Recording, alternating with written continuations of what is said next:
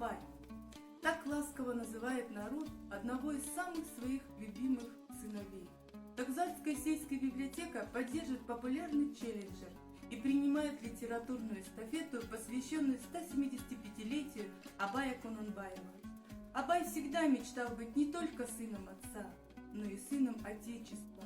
Он достиг своей мечты и теперь признан всем миром как мудрый и прозорливый учитель, поэт и гений человечества. Мыслитель Абай вот уже почти 2 столетия восхищает различные поколения людей глубиной своей мысли и яркостью языка.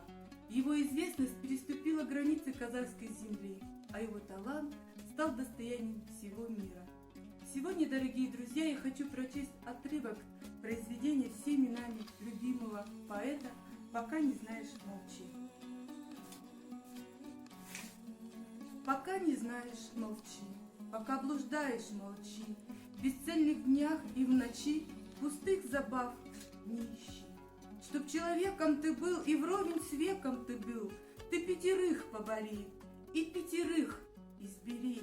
Злословие, ложь, хвастовство, безделие и мотовство — вот 5 врагов твоих знай, а разум и доброта, упорство, скромность и труд — вот 5 друзей. Согласись. Увидев зло, отвернись, к беде пороки ведут. Добро увидев о нем, ты помни ночью и днем, коль с детства книги читать, ученым сможешь ты стать. Не унывай, маловер, бери с великих пример, не говори «я не тот». Учись, и знание придет. Никто не сможет помочь, коль ты, чуть вспыхнув, погас. Учись не день и не час, и будешь знанием богат, а знание — истинный клад.